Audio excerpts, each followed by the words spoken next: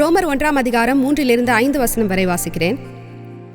நம்முடைய பிதாவாகிய தேவனாலும் கர்த்தராகிய இயேசு கிறிஸ்துவினாலும் உங்களுக்கு கிருபையும் சமாதானமும் உண்டாவதாக.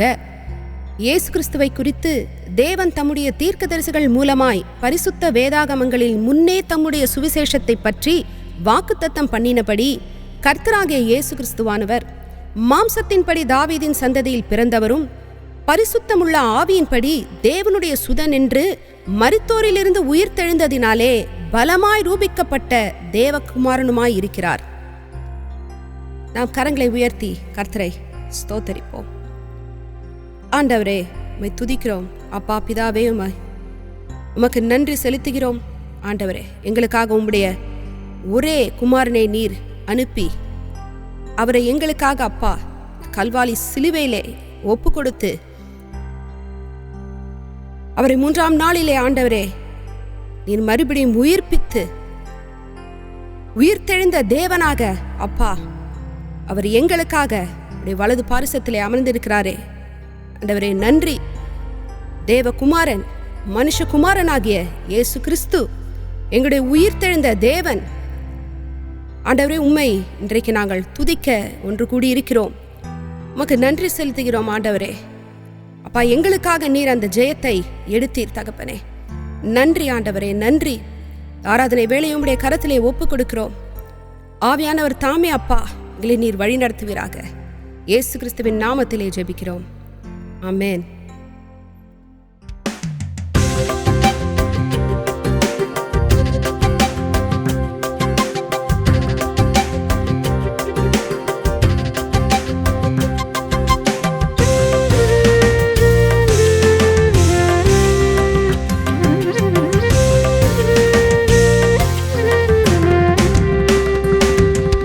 இயேசு ராஜா என்னை ஆளும் நேசா, இயேசு ராஜா என்னை ஆளும் நேசா, இயேசு ராஜா என்னை ஆளும் நேசா, இயேசு ராஜா என்னை ஆளும் நேசா, இயேசு ராஜா.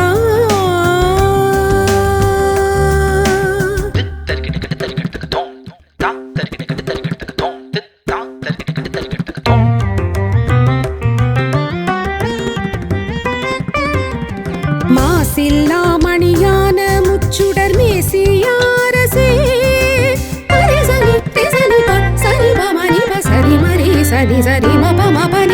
மாசில்லா மணியான முச்சுடர் மேசியாரசே, மனுவேலே மாமரை நூலே தேவ செங்கோலே இங்கே நின்னேலே அன்பு செய். இயேசு ராஜா என்னை ஆளும் நேசா, இயேசு ராஜா என்னை ஆளும் நேசா, இயேசு ராஜா.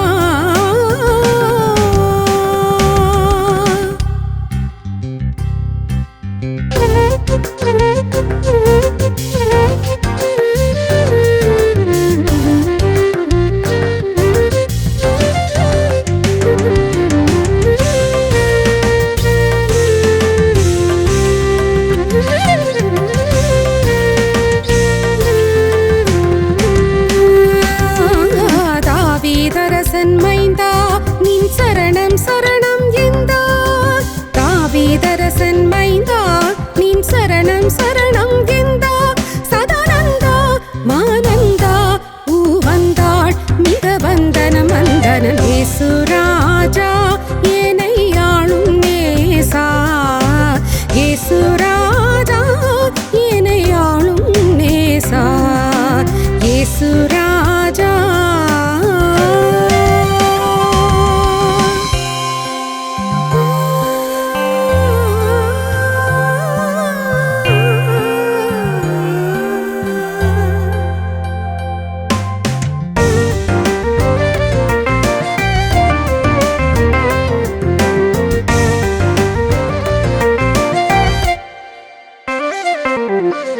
ஐயா என் மனம் மாற்றி உனதடிமை எந்தனை தேற்றி, ஐயா என் மனம் மாற்றி உனதடிமை எந்தனை தேற்றி, குணமாக்கி வினை நீக்கி கை தூக்கி மெய் பாக்கியம் என்னோடு இயேசு ராஜா என்னை ஆளும் நேசா. இயேசு ராஜா என்னை ஆளும் நேசா. இயேசு ராஜா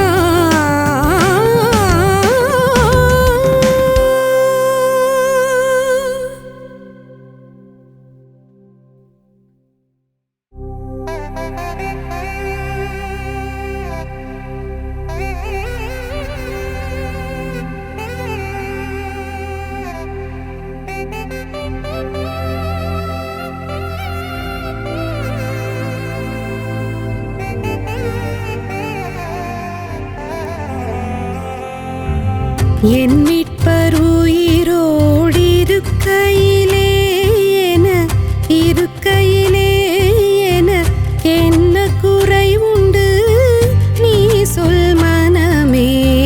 என் மீட்பர் உயிரோடிருக்கையிலே இருக்கையிலே என்ன குறை உண்டு நீ சொல் மனமே.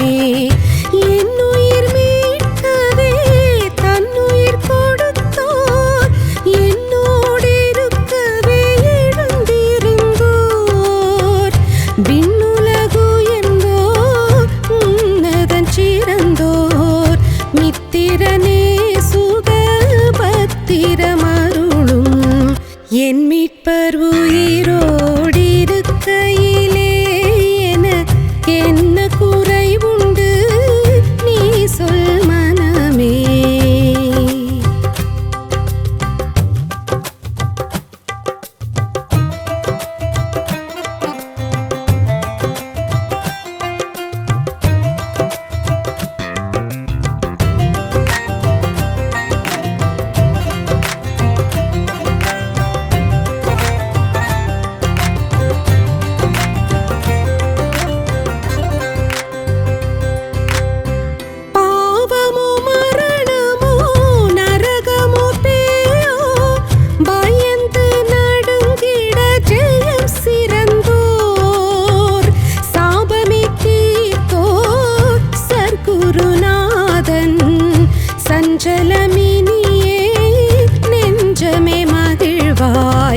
என் மீட்பர் உயிரோடிருக்கையிலே என்ன குறை உண்டு நீ சொல் மனமே.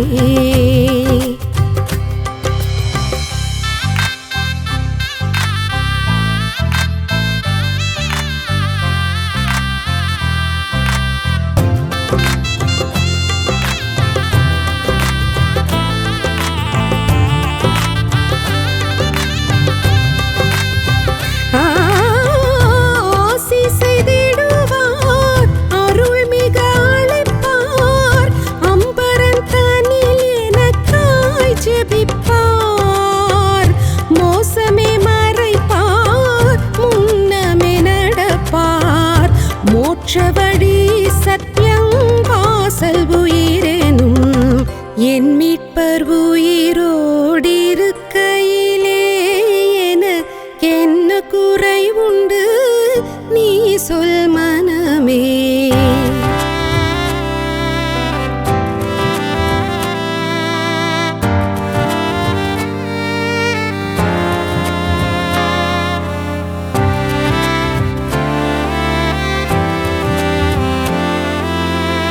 கவலைகள் தீர்ப்பார், கண்ணீர் துடைப்பார், கடைசி மட்டும் கைவிடாதிருப்பார். பாவ மன்னிப்பளிப்பார், பாக்கியம் கொடுப்பார், பரம பதவியினுள் என்றன எடுப்பார். என் மீட்பர் உயிரோடிருக்கையிலே இருக்கையிலே என்ன குறை உண்டு நீ சொல் மனமே. என் மீட்பர் உயிரோடிருக்கையிலே இருக்கையிலே என்ன குறை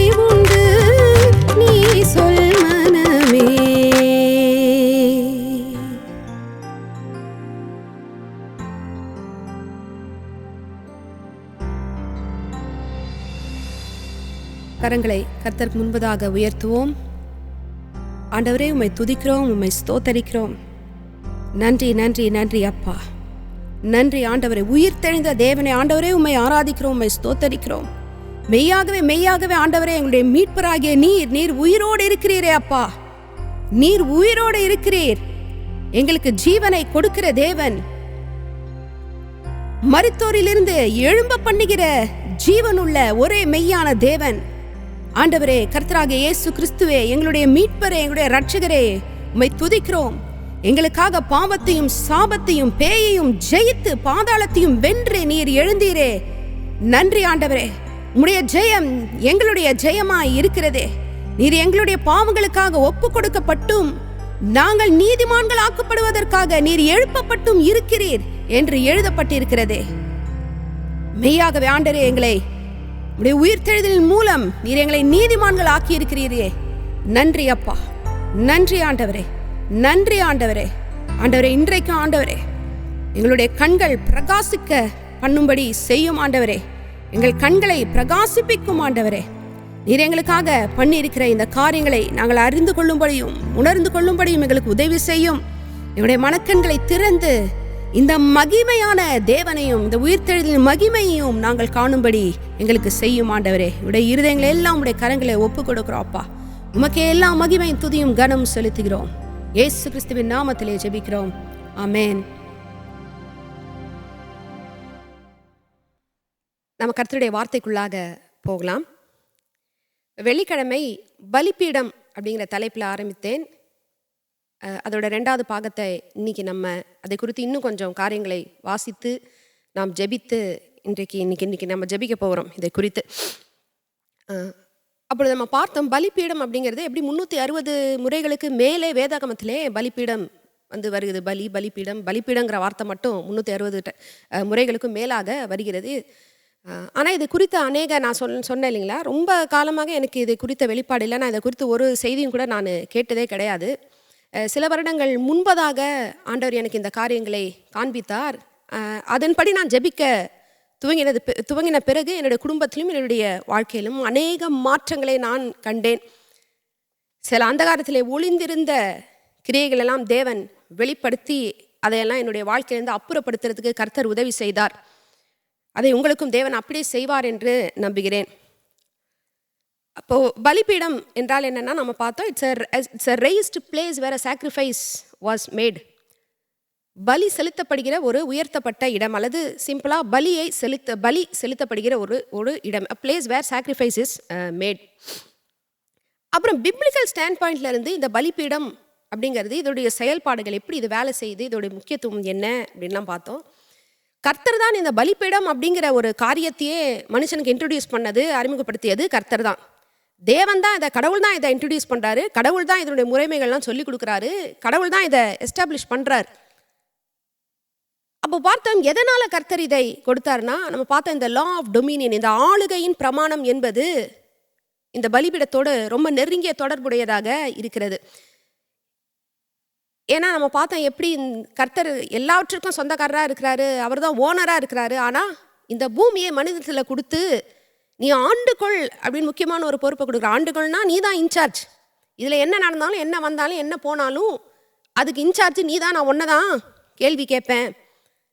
அதனால தான் ஆதாம் பாவம் ஏவாளும் ஆதாம் பாவம் செஞ்ச உடனே ஆண்டவர் சாத்தானை கேட்கல, முதல்ல ஆதாம் தான் கேட்குறாரு. என்ன பண்ண நீ இப்படி நீ நிர்வாணமாக இருக்கா, நீ யார் சொன்னது, நீ அதை சாப்பிட்டியா அப்படின்னு ஆதாம் தான் கேட்குறாரு. ஏன்னா அவர் தான் ரெஸ்பான்சிபிள், ஆதாம் தான் ரெஸ்பான்சிபிள். அவர்கிட்ட தான் கொடுத்துருக்கிறார் அந்த ஆளுகையை, மனுஷன் இடத்துல கொடுத்துருக்கிறாரு. அதனால ஆதாம் தான் கேள்வி கேட்குறாரு. அப்போ இந்த ஆளுகையின் பிரமாணம் மனுஷனுக்கு கொடுக்கப்பட்டதுனால இப்போ கடவுள் எப்படி சாவரீனாக இருக்கிறாரோ அதே போல் பூமியை பொறுத்த வரைக்கும் கடவுள் ஆதாம ஒரு சாவரீனாக வச்சிருக்கிறார். அப்போ கர்த்தர் இந்த பூமியிலே நுழைந்து கிரியை செய்யணும்னா, நம்ம பார்த்தோம் எப்படி ஒரு ஓனரு அவரோட வீட்டில் டெனண்ட் இருக்கும்போது அந்த டெனண்ட்டுக்கு தெரியாமல் அவர் அப்படி உள்ளே நுழைஞ்சு அவர் இஷ்டத்துக்கும் பண்ண முடியாது. என் வீடு தானே, பத்திரத்தில் என் பேர் தான் இருக்குது அப்படின்ட்டு.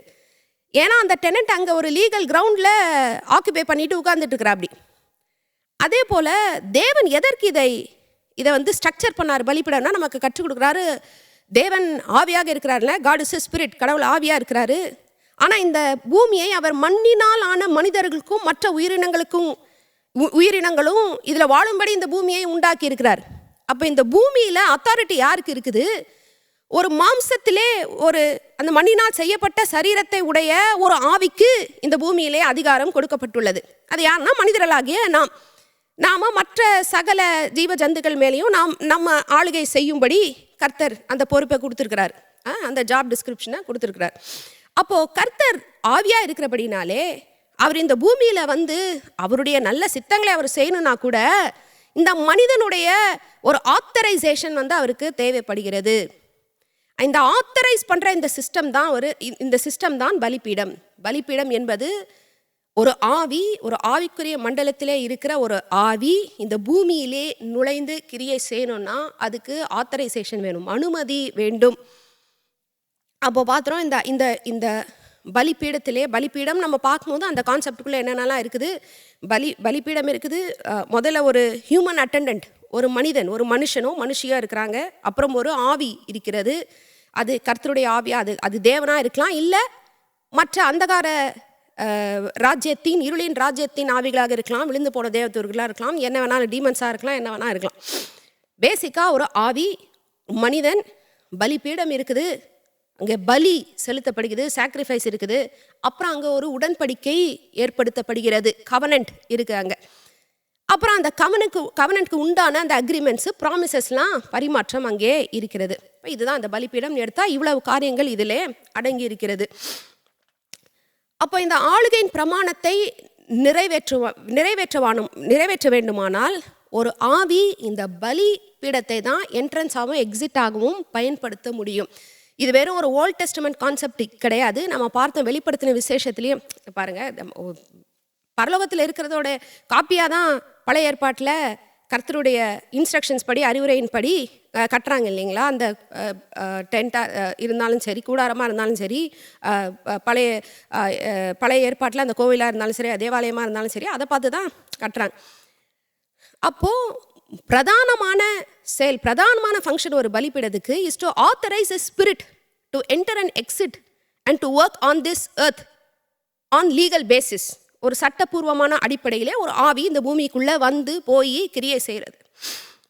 அடுத்து பலிபீடத்தில் தான் it is a place where covenants are made and maintain. ஒரு பலிபீடத்தில் தான் உடன்படிக்கை உண்டு பண்ணுறாங்க. அந்த உடன்படிக்கையை அப்படியே நிலைத்திருக்கும்படி செய்கிறாங்க. அப்புறம் பார்த்தோம், ஒரு பலிபீடம் என்பது எப்படி ஒரு பாயிண்ட் ஆஃப் எக்ஸ்சேஞ்சாக இருக்குது, ஒரு பரிமாற்றத்தின் இடமாக இருக்கிறது. இப்போ ஆண்டவராகிய இயேசு கிறிஸ்து மரித்த அந்த கல்வாரி சிலுவை எடுத்தோன்னா அவர் நமக்காக அங்கே பலியாக மரித்தார் இல்லைங்களா. நம்முடைய பாவங்களை அவரை அங்கே ஏற்றுக்கொண்டு அவருடைய நீதியை நமக்கு கொடுத்தாரு, நம்முடைய சாபங்களை ஏற்றுக்கொண்டு ஆசீர்வாதங்களை நமக்கு வந்து கொடுத்தாரு. அங்கே ஒரு பரிமாற்றம் ஏற்படுகிறது இல்லை. அப்போ பலிபீடத்தில் வந்து ஒரு பரிமாற்றம் ஏற்படுகிறது. மனுஷன் அந்த ஆவிக்கு ஒன்றை கொடுக்குறான், அந்த ஆவியானது அல்லது ஆவியான தேவன் மனுஷனுக்கு ஒரு காரியத்தை கொடுக்கிறார். மெயின் அங்கே என்ன நடக்குதுன்னா, மனுஷன் அத்தாரிட்டியை கொடுக்குறான், அதிகாரத்தை கொடுக்கிறான். அந்த ஆவி அவனுக்கு பவரை கொடுக்குது. நம்ம பார்த்தோம், தேவன் எப்படி பவர் வந்து தேவனிடத்தில் தான் இருக்குது, மனுஷனிடத்தில் அதிகாரத்தை கொடுத்தார். அப்போ அவரோட பவர் என்னுடைய வாழ்க்கையில் இந்த பூமியில் எனக்காக அதை செயல்படணும்னா நான் என் அதிகாரத்தை தேவனிடத்தில் நான் ஒப்பு கொடுக்கும் போது என்னுடைய அதிகாரத்தை பயன்படுத்தி தேவன் அவருடைய வல்லமையை இந்த பூமியிலே வெளிப்படுத்துகிறவராக இருக்கிறார். அப்புறம் பார்த்தோம், இந்த பலிப்பீடம் அப்படிங்கிறது பழைய ஏற்பாட்டிலே ஒரு இடம், ஒரு கல்லையோ மண்ணாலேயோ செய்தப்பட்ட ஒரு உயர்ந்த இடமாக, ஒரு ஸ்தலமாக இருக்கிறது. ஆனால் அது ஒரு நபராகவும் இருக்கலாம், இல்லை அது ஒரு அமைப்பாகவும் இருக்கலாம், இல்லை ஒரு நிறுவனம் அல்லது ஸ்தாபனமாகவும் இருக்கலாம்.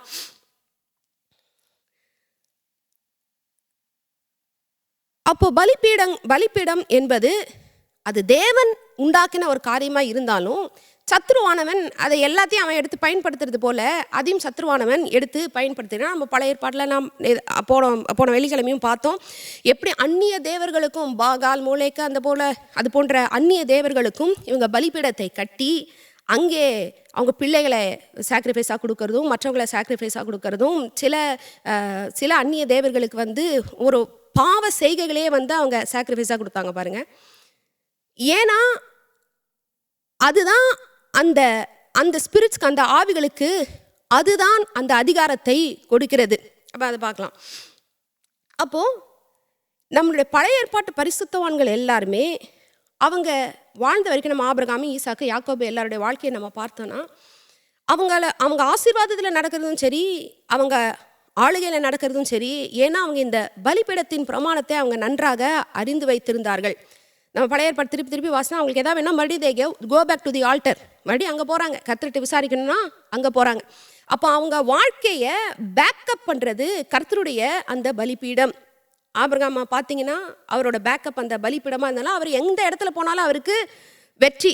ராஜாக்களெல்லாம் ஒன்றும் இல்லாமல் ஆகிட்டு ஜெயிச்சுட்டு வந்துடுறார். அப்போ அவர்கள் இதை புரிந்து வைத்திருந்தார்கள். பலிபீடத்தை எப்படி உண்டு பண்ணுவது, அந்த பலிபீடத்திலிருந்து நமக்கு கிடைக்கிற அந்த வல்லமையை எப்படி பராமரிப்பது, அந்த ஆசாரியத்துவத்தை நன்றாக கற்றுக்கொண்டு வைத்திருந்தார்கள். அப்புறமா ரொம்ப முக்கியமான காரியம் ஒன்று பார்த்தோம்.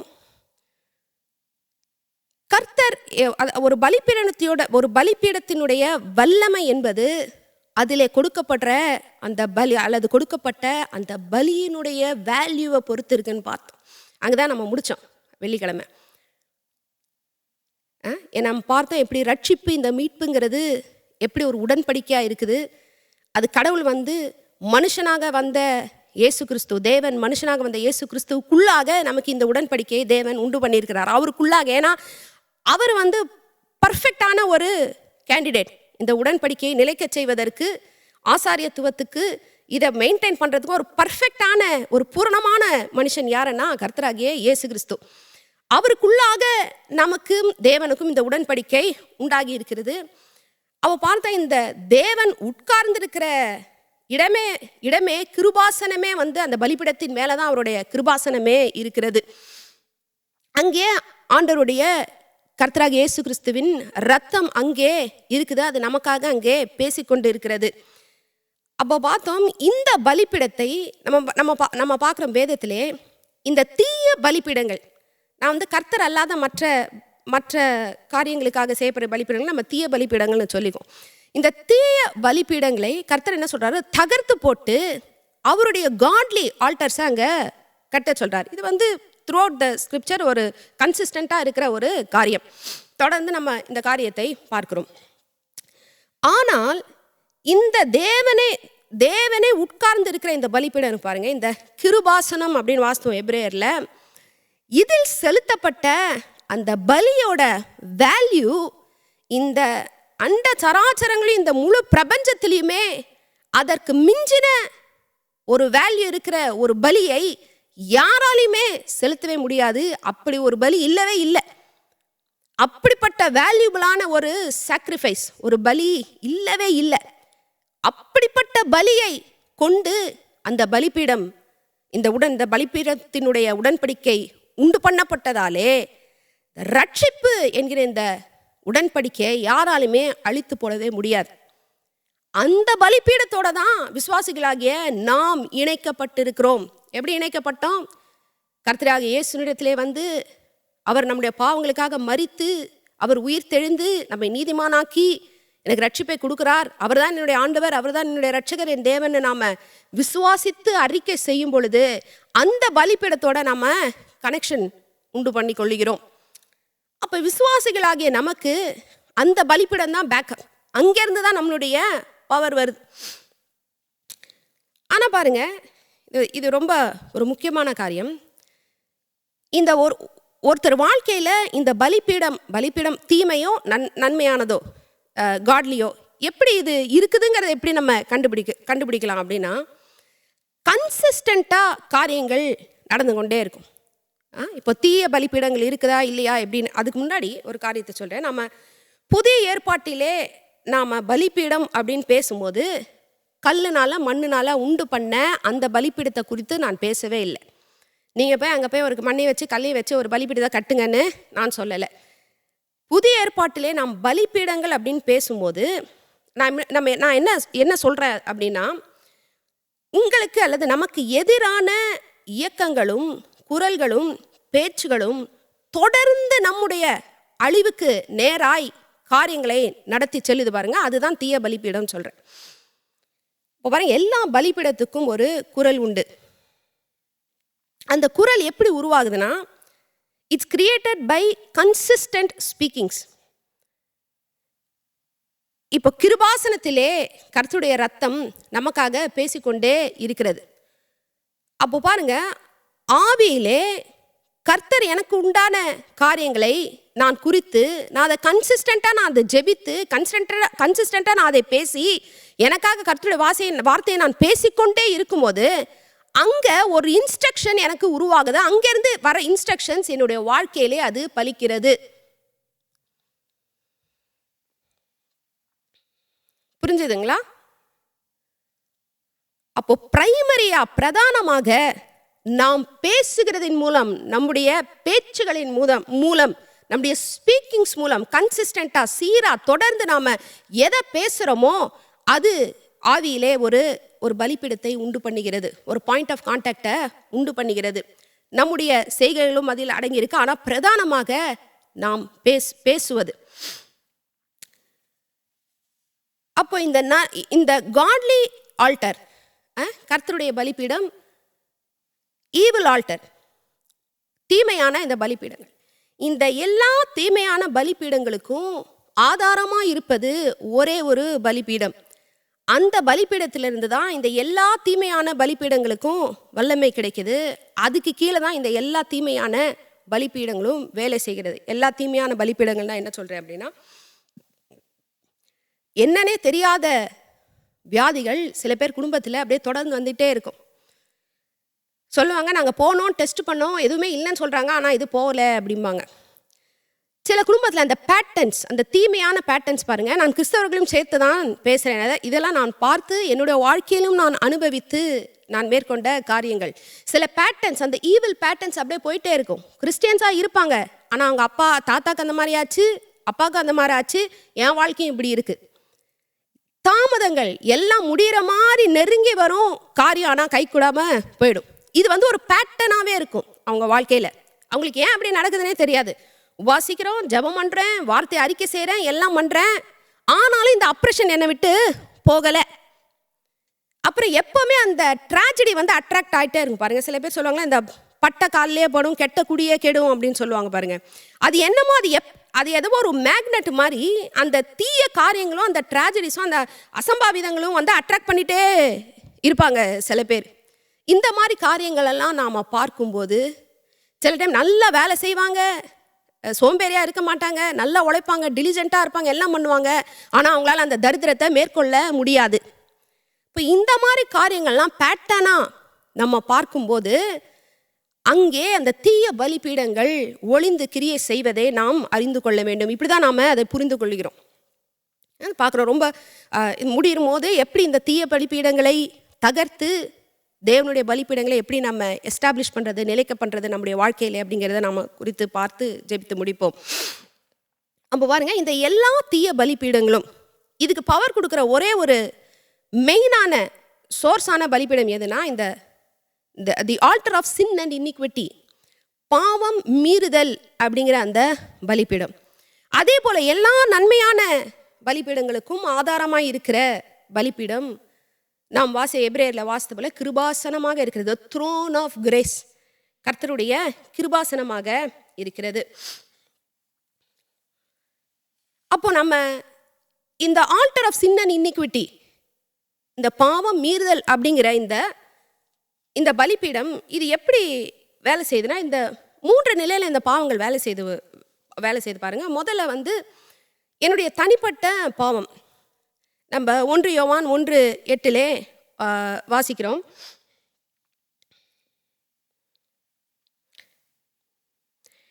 நமக்குள்ள பாவம் இல்லைன்னு சொல்லோன்னா நம்ம பொய் சொல்லிக்கிறா இருப்போம். ஆனால் நம்ம பாவத்தை நம்ம அறிக்கை செய்தோன்னா கர்த்தர் நம்மை மன்னித்து நம்மை சுத்திகரிக்க அவர் உண்மையுள்ளவராக இருக்கிறார் அப்படின்னு பார்ப்போம் பாருங்கள். அப்போது என்னுடைய பர்சனல் சின், என்னுடைய தனிப்பட்ட ஒரு ஆளாக நான் செய்கிற பாவத்தை நான் கர்த்தரிடத்திலே அதை அறிக்கையிட்டு நான் மனம் திரும்பி அறிக்கையிட்டு நான் மனம் திரும்பும் போது கர்த்தர் என்னை பரிசுத்தப்படுத்தி என்னை அவர் மன்னித்து பரிசுத்தப்படுத்த அவர் உண்மையுள்ளவராக இருக்கிறார்.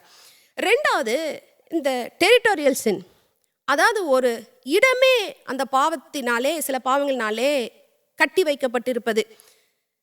ஒரு தேசமே நம்ம வேதத்தில் பார்த்தோன்னா சோதோம் கொமோரா அப்படிப்பட்ட ஒரு நிலையில தான் இருந்தது. ஆதியாகமம் 18ஆம் அதிகாரம் சோதோம் கொமோரா. இன்னொரு எடுத்துக்காட்டு நினவே பட்டணம். நினைவே பட்டணமே வந்து அந்த மாதிரி இருந்தது. கர்த்தர் யோனாவை அங்கே அனுப்புகிறாரு. அப்புறம் அவங்க மனம் திரும்பினாங்க. சரியாக போயிடுச்சு பாருங்க. அப்போ நாம் அந்த பட்டணத்தில் நாம் அந்த இடத்திலே நான் ஒரு நபராக இருக்கும்போது நான் இதை எப்படி நான் மேற்கொள்வது? அந்த இடத்தின் மேலேயே வருகிற இந்த பாவம் மீறுதல் என்னும் இந்த பலிப்பீடத்தின் பேச்சுகளையும் அதனுடைய எஃபெக்ட்ஸையும் நான் எப்படி மேற்கொள்வது? மூன்றாவது, நம்முடைய வாழ்க்கையின் அடித்தளத்தில் இல்லை இரத்த வழியாக வருகிற காரியங்கள், விக்டிம்ஸ் ஆஃப் ஆல்டர் அப்படிம்பாங்க. அது இந்த தீய பலிப்பீடம். நான் ஏதோ செஞ்சதுனால இந்த தீமை எனக்கு வரல, ஆனால் எப்போவோ எங்கேயோ சத்ருக்கு ஒரு இடம் உருவாக்கப்பட்டிருக்குது. என் குடும்பத்திலேயோ என்னுடைய வம்சத்திலேயோ என்னோட முன்னார்கள் மேலேயோ எப்படி அது வந்து உருவாக்கப்பட்டிருக்குது. ஆனால் அது இன்னும் என்னுடைய வாழ்க்கையில் கிரியை செய்து கொண்டே இருக்கிறது. பாருங்கள், நல்லா புரிஞ்சுக்கங்க. நாம் கர்த்தரை விசுவாசித்து ரட்சிக்கப்பட்டு இந்த ரட்சிப்புக்குள்ளே வந்து ஒரு கிறிஸ்தவனாக இந்த வாழ்க்கையை நாம் ஆரம்பிக்கிறோம். ஒரு பிலீவராக, ஒரு விசுவாசியாக, தேவனுடைய பிள்ளையாக நாம் இந்த வாழ்க்கையை ஆரம்பிக்கிறோம். கர்த்தர் நமக்காக எல்லாம் செய்து முடிச்சிட்டாரா? முடிச்சிட்டார். அவர் என்ன செய்யணுமோ எல்லாவற்றையும் செய்து முடித்து விட்டார். ஆனால் அதை எடுத்து அப்ளை பண்ணி என்ஃபோர்ஸ் பண்ண வேண்டிய கடமை நமக்கு இருக்கிறது. அங்கே தான் வந்து பாருங்க, எல்லாம் முடிஞ்சிருச்சு, நான் ஒன்றுமே பண்ண வேண்டாம். இல்லை, அப்போ எல்லாமே முடிஞ்சிருச்சுன்னா அப்போ ஏன் இன்னும் கிறிஸ்தவர்களோட வாழ்க்கையில் இந்த காரியங்கள்லாம் ஏன் பார்க்க முடியுது? பாருங்க, நீங்கள் ஜெபம் பண்ணுறீங்க, உங்களுக்கு இதெல்லாம் இல்லை, எல்லாம் நல்லா போகுதுன்னா சந்தோஷம். ஆனால் நீங்கள் ஜெபம் பண்ணுறீங்க, எல்லாமே பண்ணுறீங்க, சர்ச்சுக்கு போகிறேன், நான் கொடுக்குறேன், எல்லாமே பண்ணுறேன், ஆனால் இன்னும் என்னுடைய குடும்பத்திலேருந்து இதெல்லாம் சரியாகலை, இதெல்லாம் நான் பார்த்துட்டே இருக்கேன், எங்கள் அப்பாவுக்கும் நடந்துச்சு, எனக்கும் நடக்குது. நீங்கள் ரொம்ப டெடிக்கேட்டடான கிறிஸ்டியனாக இருக்கலாம், ரொம்ப டிவோட்டடாக இருக்கலாம், நீங்கள் கர்த்தருக்கு உண்மையாக இருக்கலாம், ஆனால் பலிப்பீடத்துக்கு அதெல்லாம் தெரியாது. பலிப்பீடத்துக்கு அது லீகல் கிரவுண்டில் எனக்கு இது லீகலாக எனக்கு இந்த என்ட்ரன்ஸ் இருக்குது, நான் போவேன் வருவேன், இந்த காரியங்களை அவங்க வாழ்க்கையில் செய்து அழிப்பேன். ஏன்னா எனக்கு அந்த இடம் கொடுக்கப்பட்டிருக்குது. அப்போ பாருங்க, நம்ம கர்த்தர் செய்து முடித்த அந்த காரியத்தை எடுத்து நான் என் வாழ்க்கையில என்ஃபோர்ஸ் பண்ணணும். எல்லா சாபத்தையும் கர்த்தர் ஏற்று முடித்தார். ஆனால் சில காரியங்களை பண்ணும்போது கர்த்தர் என் சாபங்களாம் ஏற்று முடித்தாருங்கிறத எடுத்து நான் அதை என்ஃபோர்ஸ் பண்ணணும், அதை பேசணும். எங்கே சாபங்கள் இருப்பதாக என்னுடைய வாழ்க்கையில நான் காண்கிறேனோ அங்கெல்லாம் ஆண்டவருடைய ஆசீர்வாதத்தை எடுத்து நம்ம பேசுகிறோம். அப்போ அது கேன்சல் ஆகும் இல்லைங்களா? அதே போல தான் இந்த காரியமும். சில நேரத்தில் சில பிரச்சனைகள் பாருங்கள், நம்ம ரொம்ப இதை சரி பண்ணணும் தான் அது கொஞ்சம் நல்லா முரட்டாட்டு இந்த ஃபாரோவை போல் அப்படி கொஞ்சம் ஹார்டாக அப்படியே ஹார்ட்ன்ற மாதிரி அப்படியே அந்த ரிபெலியன் அப்படியே பிடிச்சிக்கிட்டு நிற்கும் பாருங்க அந்த பிரச்சனை. அப்போ அந்த இடத்திலே தீய பலிபீடங்கள் நமக்கு எதிராக பேசிக்கொண்டு இருக்கின்றன. அந்த தீய பலிபீடங்களின் பேச்செல்லாம் நம்ம அடக்கணும். அந்த தீய பலிபீடங்களை நாம் தகர்த்து ஒழிக்க வேண்டும்.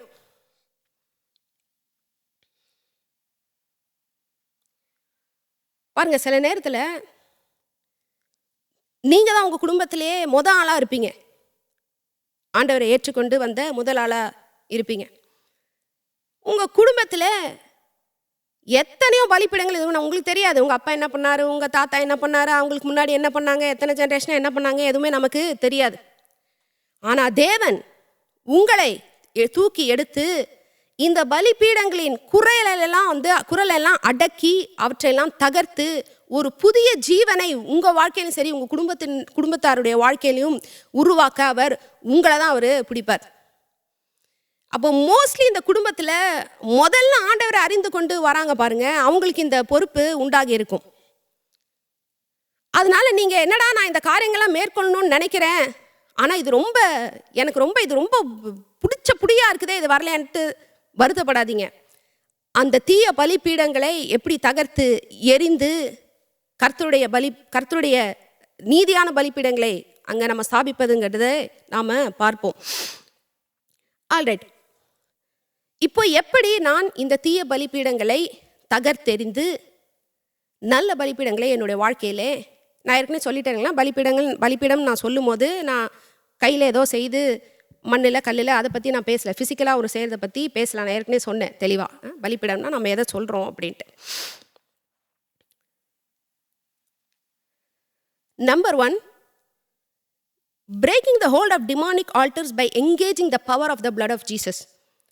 இந்த தீய பலிபீடங்களின் வல்லமையை கர்த்தராகிய இயேசு கிறிஸ்துவின் இரத்தத்தின் வல்லமையை கொண்டு எதிர்கொண்டு அவற்றை நிர்மூலமாக்குவது. கர்த்தர் சர்வ வல்லவராகிய தேவனாக இருந்தாலும் அவருடைய மனுஷங்கிட்ட இருந்து என்னுடைய நாமத்துல பாவம் போ அப்படின்னு பாவத்தை துரத்த முடியல இல்லைங்களா? he did not cast away sin. ஆயிரமான அசுத்தாவிகளெல்லாம் ஒரு வார்த்தையில துரத்திட்டாரு. ஆனா மனுஷங்கிட்ட இருந்து பாவத்தை துரத்துறதுக்கு அவர் மனுஷனா வந்து அவ்வளோ பாடுபட்டு சிலுவையில் ரத்தம் சிந்தி செத்து மறுபடியும் 3ஆம் நாள் உயிர் தெழுந்து அப்படிதான் நம்மளுடைய பாவத்திலேருந்து நம்மளை அப்படிதான் அவர் விடுவிக்க வேண்டியதா போயிடுச்சு. அப்போ பாருங்க, அதே போல இந்த தீய பலிப்பீடங்களை நாம் எதிர்கொள்ளும் போது நாம் கர்த்தருடைய இயேசு கிறிஸ்துவனுடைய இரத்தத்தின் வல்லமையை அடிப்படையாக கொண்டுதான் நாம் அவற்றை எதிர்கொள்ள முடியும்.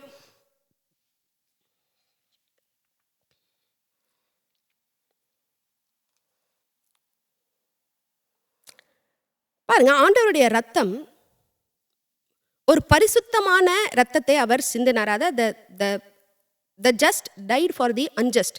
ஒரு நீதிபரனாக இருக்கிற ஒரு நீதியான மனுஷன், ஒரு நீதிமான் ஒரு அநீதிமானுக்காக பாவிகளுக்காக அவர் மரித்தார்.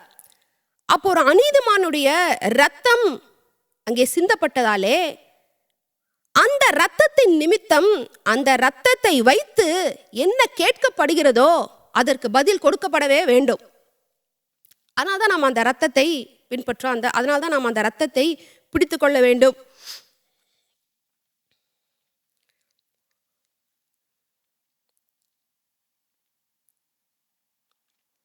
ஆல்ரைட், சங்கீதம் 51 நாம் பார்க்கறீங்களா? மனம் திரும்புதலின் ஜெபம். அப்போ நாம் இந்த இரத்தத்தின் வல்லமையை நாம் வச்சு எதிர்கொள்ளும் பொழுது நாம் அதை மனம் திரும்புதலோடு நாம் அதை செய்ய வேண்டும். நீங்கள் சங்கீதம் 51 ஃபுல்லாக படிச்சுட்டு கூட நீங்கள் ஜெபத்தை ப்ரேயர் பண்ணலாம். நீங்கள் அடுத்து உண்மையான மனம் திரும்புதல். ஏன்னா பாருங்கள், கர்த்தர் நன்மையும் தீமையும் ஜீவனையும் மரணத்தையும் வச்சிருக்க நீ தெரிந்து கொள் அப்படிங்கிறார். அப்போ அங்கே என்னுடைய சித்தத்தின் செயல்பாடு ஒன்று அங்கே இருக்குது. என்னுடைய வில்லை நான் எக்ஸசைஸ் பண்ண வேண்டியதாக இருக்குது இல்லைங்களா? என்னுடைய வில்லை நான் எக்ஸசைஸ் பண்ணும்போது தான் லீகலாக எனக்கு அதிலிருந்து எனக்கு முழுமையான விடுதலை கிடைக்கும். அப்போ நான் மனம் திரும்புதலோடு இயேசு கிறிஸ்துவின் இரத்தத்தை அடிப்படையாக கொண்டு அந்த பலிபீடத்தை நான் எதிர்கொள்ள வேண்டும், நான் அதை மேற்கொள்ள வேண்டும். இரண்டாவதாக பலியின் உடன்படிக்கைன்னா என்ன சொல்கிறேன்னா, புதிய ஏற்பாட்டிலே விசுவாசிகளாகிய நாம் செலுத்த வேண்டிய பலிகளை குறித்து வேதம் போதிக்கிறது. Covenant of sacrifice. இது நான் நெகோஷியபிள். எனக்கு நன்மையெல்லாம் வேணும், கடவுள் கொடுக்கறதுலாம் எனக்கு வேணும், ஆனால் நான் என்ன செய்யணுமோ அதை செய்ய மாட்டேன் அப்படின்ட்டு அது சரியாக வராது. பாருங்க முதல் சாக்ரிஃபைஸ், ஃபஸ்ட்டு பலி ரோமர் 12:1.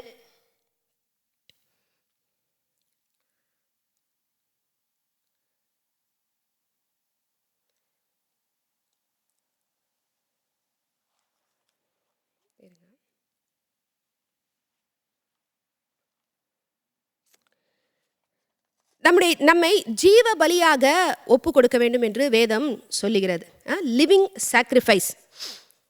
லிவிங் சாக்ரிஃபைஸ்னா என்னையே நான் கர்த்தருக்காக ஒப்பு கொடுப்பது.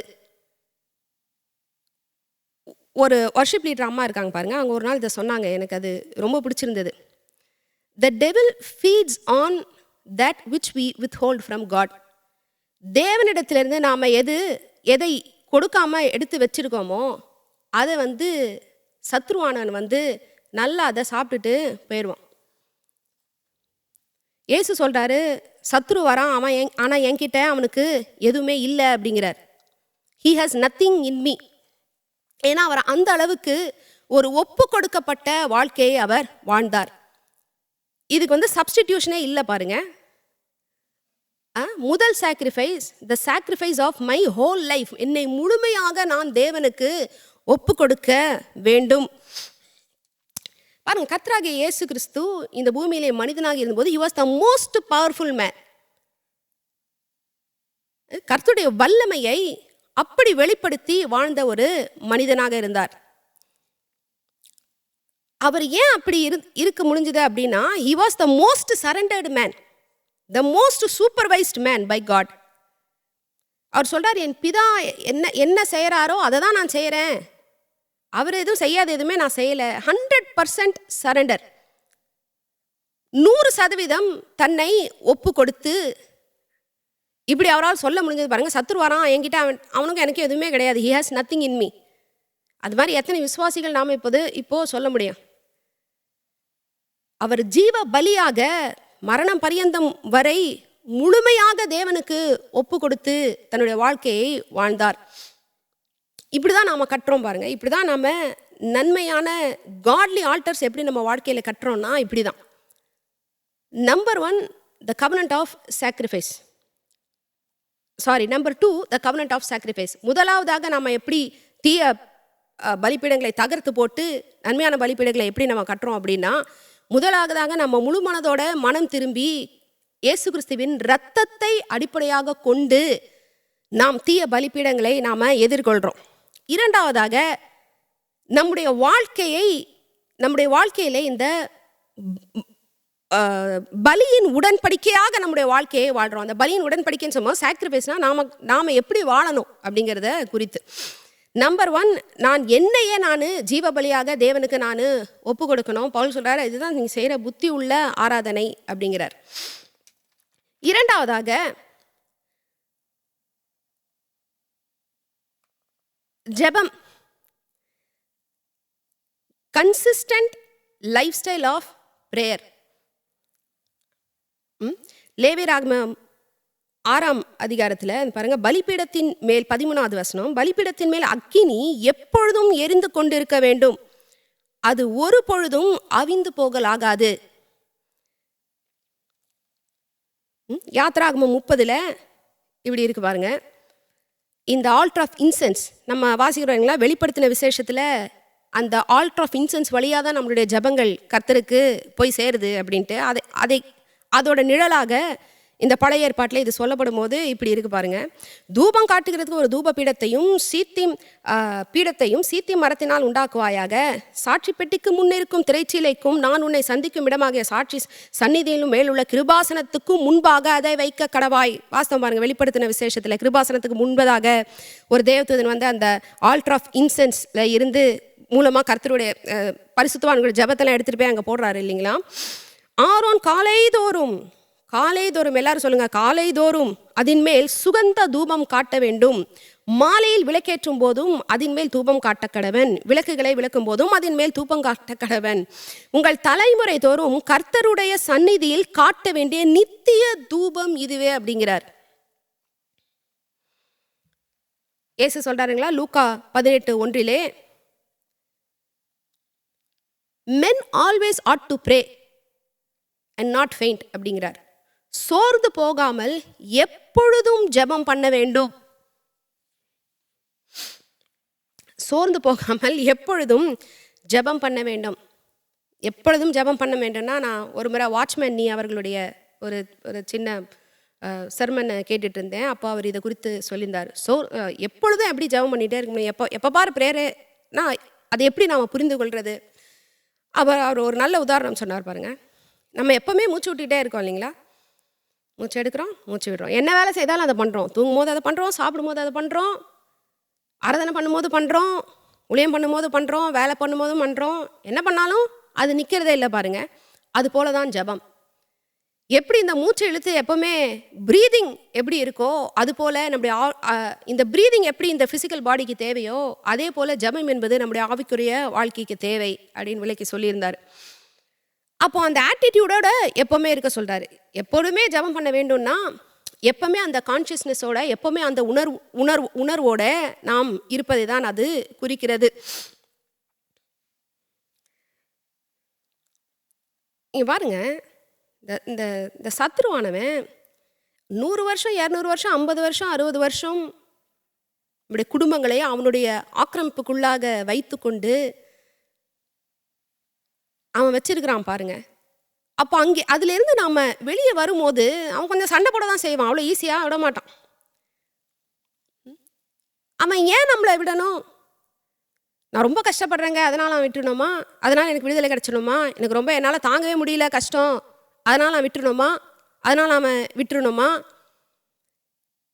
இல்லைனா இப்படியே இருந்தால் என்னால் எதுவுமே பண்ண முடியாது, என்னுடைய சஃபரிங்னால எனக்கு அது காரணம் கிடையாது பாருங்கள் விடுதலைக்கு.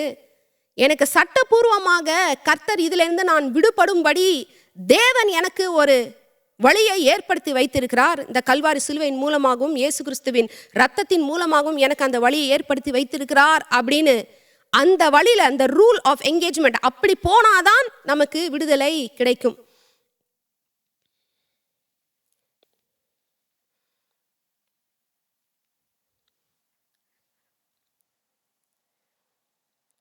அப்போ பாருங்க, நம்முடைய வாழ்க்கை முறை எவ்வளோ முக்கியமானதாக இருக்குது. என்னுடைய வாழ்க்கை முறையை கடவுள் சரி பண்ணுறதுக்கு ரொம்ப அவர் கஷ்டப்பட்டார். கொஞ்சம் கொஞ்சமாக எனக்கு காமிச்சு இப்படி இருக்கணும், லைஃப் ஸ்டைல் இப்படி இருக்கணும், கொஞ்சம் கொஞ்சமாக இப்படி இருந்தால் தான் நான் எதிர்பார்க்கிற பலனை நான் பெற்றுக்கொள்ள முடியும்.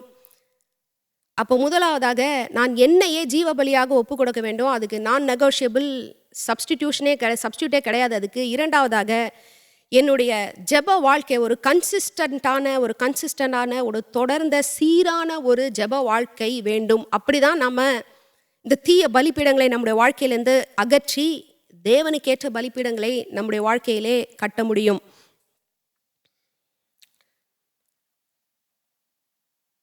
நம்ம துதியின் பலின்லாம் சொல்கிறோம் இல்லைங்களா, த சாக்ரிஃபைஸ் ஆஃப் ப்ரைஸ் அப்படின்லாம் சொல்கிறோம். அப்போ ஏன் அந்த சாக்ரிஃபைஸ்ன்னு சொல்கிறோம்? சாக்ரிஃபைஸ் ஆஃப் ப்ரைஸ், கடவுளை துதிக்கிறதுல என்ன சாக்ரிஃபைஸ் இருக்குது? The fruit of our lips, நம் உதடுகளின் கனியாகிய துதியின் பலி அப்படிங்கிறோம் இல்லைங்களா. ஏன்னா எப்போவுமே துதிக்கிற மாதிரியே நம்மளுக்கு சூழ்நிலை இருக்காது. இங்கே பவுலையும் சீலாவையும் எடுத்துக்காங்க. அவங்க சிறையில் அடைக்கப்பட்டிருந்த போது அந்த இடத்துல இருந்து அவங்க என்ன பண்ணுறாங்க? துதிக்கிறாங்க, கடவுளை துதிக்கிறாங்க. அது ஏன் சாக்ரிஃபைஸ்? அது ஒரு பர்ஃபெக்ட் எக்ஸாம்பிள் பாருங்கள். சாக்ரிஃபைஸ் ஆஃப் ப்ரைஸ், துதியின் பலிக்கு அது ஒரு உதடுகளின் கனியாகிய துதியின் பலிக்கு அது ஒரு பர்ஃபெக்டான ஒரு எடுத்துக்காட்டு. ஏன் அது பர்ஃபெக்டான எடுத்துக்காட்டுனா, அவங்க இருந்த இடம், அவங்க இருந்த சூழ்நிலை, அவங்க எந்த நிலையில் இருந்து அவங்க துதித்தாங்க அப்படிங்கிறது தான் அது பலி, சாக்ரிஃபைஸ் ஆஃப் ப்ரைஸு அப்படின்னு நாம் சொல்கிறோம். அப்போ பாருங்க,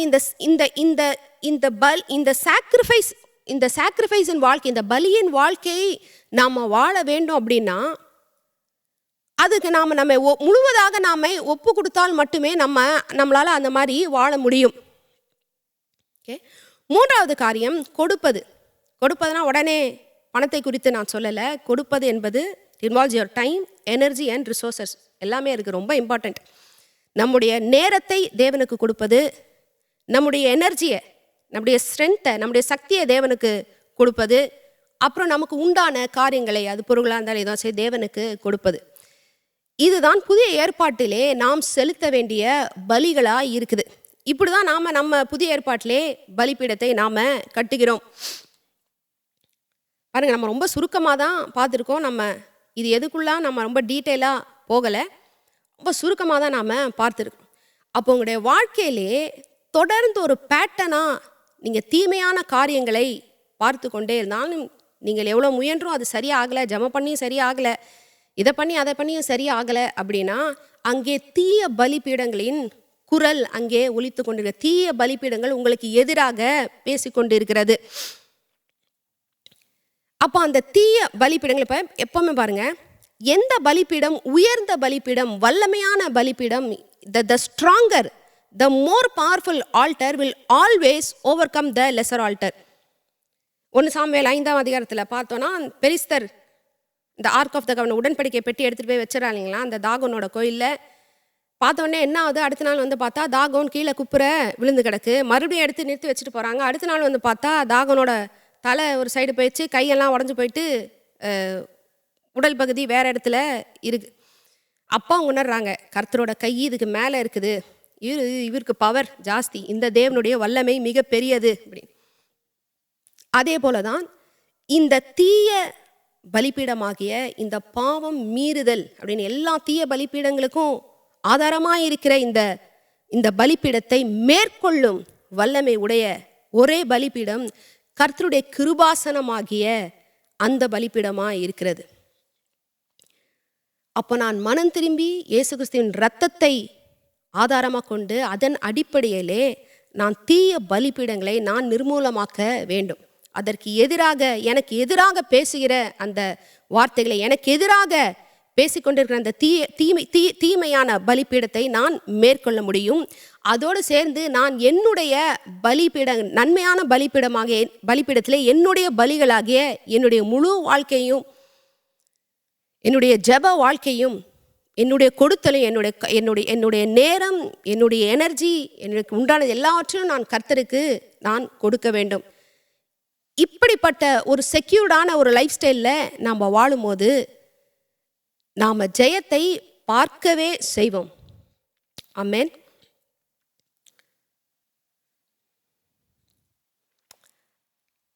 இப்போ நம்ம ஆண்டவருடைய திருவிருந்தில் நாம் பங்கு கொள்ள போகிறோம்.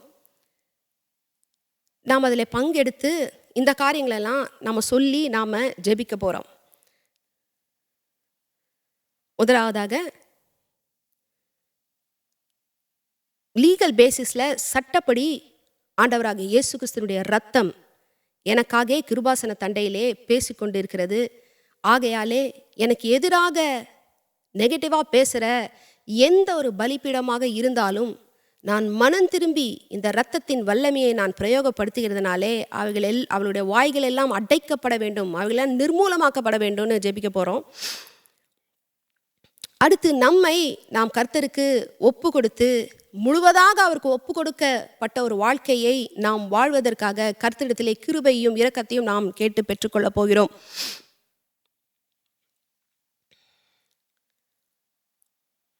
ஆமென்.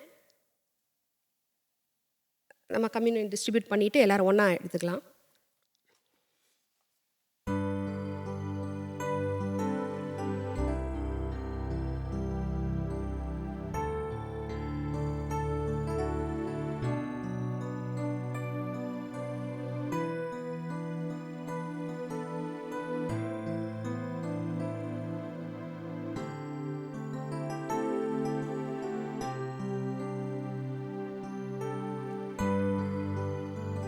இதை எடுக்கிறதுக்கு முன்பதாக நம்ம இந்த வேத பகுதி 2 வேத பகுதியை வாசித்து நாம் தியானித்து இதை எடுத்துட்டு நம்ம ப்ரேயர் பண்ணலாம்.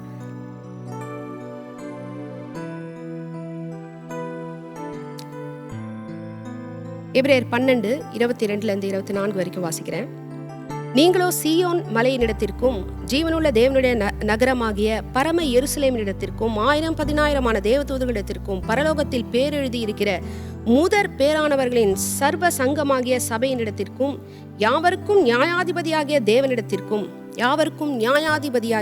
தேவனிடத்திற்கும் பூரணமாக்கப்பட்ட நீதிமான்களுடைய ஆவிகளின் இடத்திற்கும் புது உடன்படிக்கையின் மத்தியஸ்தராகிய இயேசுவினிடத்திற்கும் அல்லேலூயா ஆபேலுடைய இரத்தம் பேசினதை பார்க்கிலும் நன்மையானவைகளை பேசுகிற இரத்தமாகிய தெளிக்கப்படும் இரத்தத்தினிடத்திற்கும் வந்து சேர்ந்தீர்கள். எபிரேயர் 4:16 வாசிக்கிறேன். ஆதலால் நாம் இரக்கத்தை பெறவும் ஏற்ற சமயத்தில் சகாயம் செய்யும் கிருபையை அடையவும் தைரியமாய் கிருபாசன தண்டையிலே சேரக்கடவோம். நாம தைரியமாக கிருபாசன தண்டையிலே நாம் சேரும்படி கர்த்தர் நம்மை அழைக்கிறார் பாருங்க. ஏன்னா அங்கே நமக்காக பேசிக்கொண்டிருக்கிற அந்த இரத்தத்தின் நிமித்தம் இந்த புதிதும் ஜீவனும் ஆகிய இந்த மார்க்கம் இயேசு கிறிஸ்து நமக்காக ஏற்படுத்தி வைத்திருக்கிற இந்த வழி கர்த்தருடைய வெரி த்ரோன், அவருடைய கிருபாசன தண்டையிலேயே நமக்கு போய் அவர்கிட்ட இருந்து நமக்கு தேவையான ஏற்ற இரக்கத்தை பெற ஏற்ற சமயத்தில் சகாயம் செய்யும் கிருபை. உங்களுக்கு என்ன சகாயம் வேணுமோ, நமக்கு என்ன சகாயம் வேண்டுமோ அந்த சகாயத்தை தேவனிடத்திலே போய் அவர் பிரசன்னத்திலே நாம போய் பெற்றுக்கொள்ளும்படியான ஒரு ஸ்லாக்கியத்தையும் ஒரு தகுதியையும் இயேசு கிறிஸ்துவனுடைய இரத்தம் நமக்கு உண்டாக்கி கொடுத்திருக்கிறது. கல்வாரி சிலுவை அதை நமக்கு சாத்தியமாக்கி இருக்கிறது.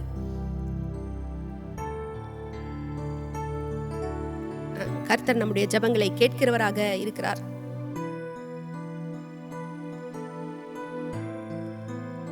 நாம் அவருடைய மாம்சத்திற்காகவும் அவருடைய இரத்தத்திற்காகவும் நன்றி செலுத்தி நாம் ஜெபிப்போம்.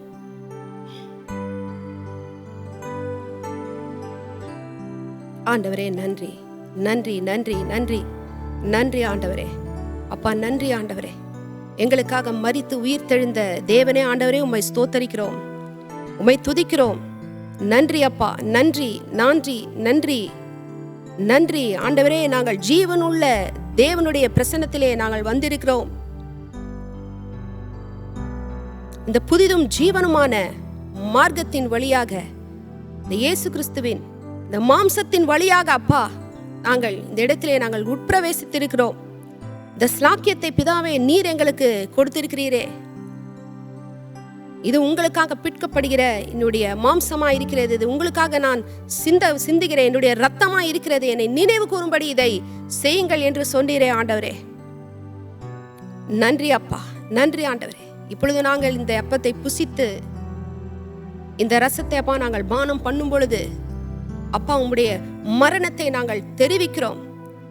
உம்முடைய மரணம் அப்பா அது உயிர்த்தெழுதலிலே முடிந்த ஒரு மரணமாய் இருக்கிறது. உம்முடைய மரணம் அப்பா எங்களுக்கு வெற்றியும் எங்களுக்கு ஜெயத்தையும் ஏற்படுத்தின மரணமாய் இருக்கிறது. உம்முடைய உயிர்த்தெழுதல் அப்பா எங்களுடைய வெற்றி அப்பா அது முத்திரை போட்டிருக்குதே ஆண்டவரே. எங்களுக்கு வெற்றியை அளித்து எங்களை முற்றும் ஜெயம் கொள்ளையர்களாக அப்பா நீர் ஆக்கி இருக்கிறீரே ஆண்டவரே. நன்றி, நன்றி ஆண்டவரே. இப்பொழுது நாங்கள் இதில் பங்கெடுக்கும் போது அப்பா நீர் எங்களுக்காக வைத்திருக்கிற ஜெயத்தை நாங்கள் பங்கெடுக்கிறோம். நீர் எங்களுக்காக வைத்திருக்கிற வெற்றி வாழ்க்கையிலே சுகத்திலே நாங்கள் பங்கெடுத்துக் கொள்கிறோம். இந்த ஜீவனை அப்பா நாங்கள் பெற்றுக் கொள்கிறோம். நன்றி ஆண்டவரே. நாம் அப்பத்தை புசிப்போம்.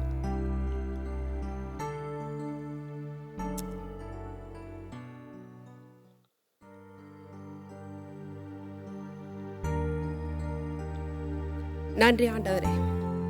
ஆண்டவரே இப்பொழுது அப்பா உடைய பிரசன்னத்திலே தகப்பனே நாங்கள் மனம் திரும்பலோடு அப்பா உடைய பிரசன்னத்திலே வருகிறோம் தகப்பனே. ஆண்டவரே நாங்கள் செய்த பிழைகள், நாங்கள் செய்த பாவங்கள், நாங்கள் செய்ய தவறின காரியங்கள் ஆண்டவரே எந்த வகையில அப்பா நாங்கள் மீறுதல்கள் செய்திருந்தாலும் ஆண்டவரே எங்களுக்காக, எங்களுடைய குடும்பத்தின் நபர்களுக்காக, எல்லாருக்காகவும் ஆண்டவரே இடத்திலே நாங்கள் மனம் திரும்பி உடைய மன்னிப்பை பெற்றுக்கொள்ளத்தக்கதாய் அப்பா உடைய கிருபாசனத்திலே ஆண்டவரே நாங்கள் வந்து சேர்கிறோம். கர்த்தராகிய இயேசு கிறிஸ்துவின் இரத்தத்தின் அடிப்படையிலே தகப்பனே இதை கேட்டுக்கொண்டு இருக்கிறவர்களுடைய ஒவ்வொருடைய வாழ்க்கையில் இருக்கிற அந்த தீய பலிபீடங்களும் அப்பா அகற்றி போடும் தகப்பனே.